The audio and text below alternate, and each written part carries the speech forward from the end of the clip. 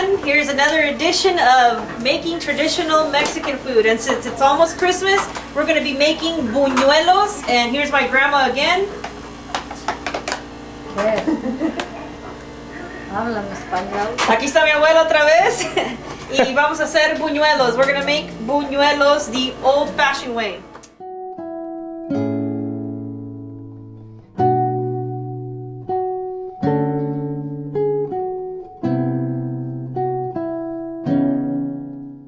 Never guessed that buñuelos have tomatillo, and here's what she's doing. She's opening it up and just kind of. ¿Qué es lo que estás haciendo con el tomatillo, abuela? Echándoselo al agua con lo que voy a amasar la harina. Oh, entonces le estás quitando lo de adentro? Sí. Oh, okay. So she's taking the pulp out of the tomatillo. Se cuela al agua. Okay. Aquí en eso.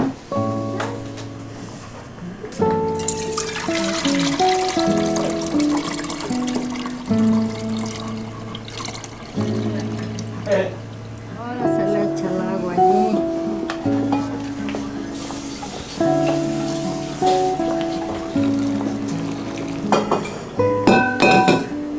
¿Le pusiste todo el agua?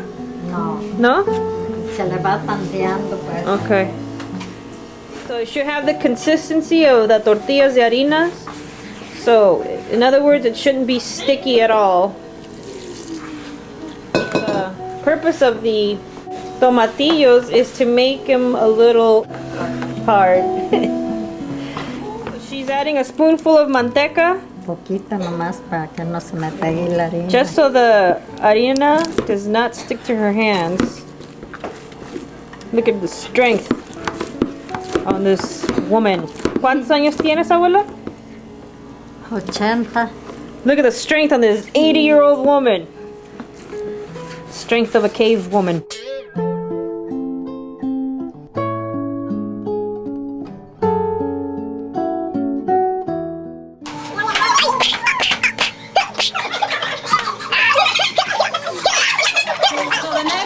After we get a nice little workout is we're going to make the little balls just like the tortillas de harina. So we're going to make the little small balls, roll them up with manteca just like tortillas de harina. We'll show you in a little bit and we'll get them ready.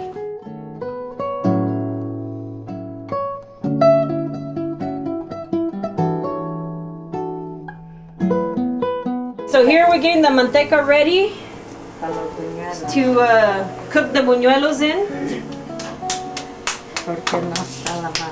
Okay, this she made on her own too, but she says she doesn't make these anymore because she doesn't want to.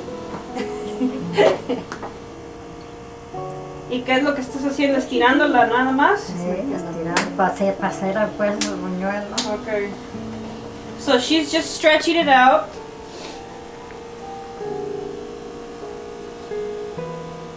¿Entre más delgadita mejor o tiene que quedar gruesa? No, pues tiene que quedar bien delgadita. So you have to get it as thin as you can without ripping it. And if you notice, she's doing it around her knee area. First one. Pues ¿qué hago? Okay, so here's the first one. Más vuelo, Estela. A ver, dale vuelo aquí. ¿Le doy vuelta o qué? Oh, okay. So if it bubbles up, you poke it so it'll deflate.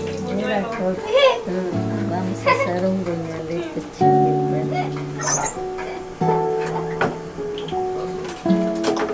¿Esto es para qué, abuela? Digo. Oh. Keep turning the tortilla or the buñuelo. And then once you see it getting brown, then you begin to flip it. Si se dobla un poquito cuando lo pones, al mismo tiempo que lo pones, le desdoblas para que quede bien. Si no, ya cuando está duro ya no se puede desdoblar bien. Ya queda doblado. So if you notice, that's the color of the brown that it should be on both sides.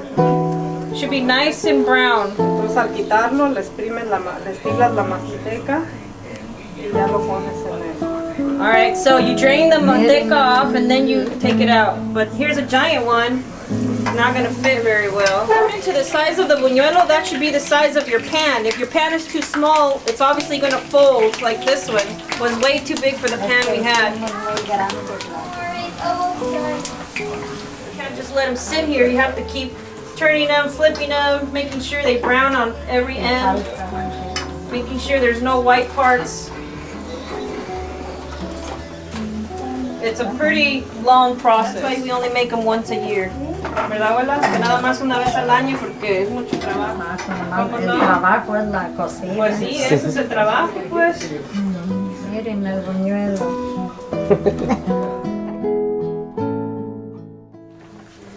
Okay, so here we've put the piloncillo. We have 3 of them in the pan, in this little pot right here. And we're gonna add 2 cinnamon sticks. And you're gonna fill it 3/4 of the way, or as long as the piloncillo is covered with water. So we're gonna put water in here, and then we're gonna put it on the grill. Let it come to a boil, but the piloncillo has to melt completely, so you have to... Se le pone la miel a la cazuela.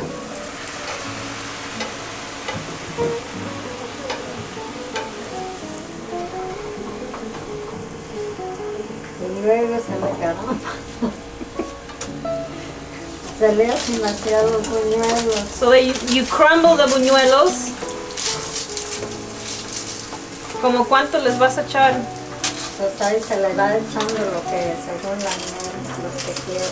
Okay, you put as many as you want, really, to the consistency that you want the syrup to be, or how hard or how soft you want the buñuelos to be. You want them a little more, chewy, a little more soft. You put more of the syrup in there. If you want them a little crunchier, then what you do is put less syrup. Syrup and the buñuelos have to actually boil together for a little bit so that they can actually soften. You see how they still sound a little crunchy? Pícale, abuela. So it's up to you how you really want them. We like them a little soggier and a little softer.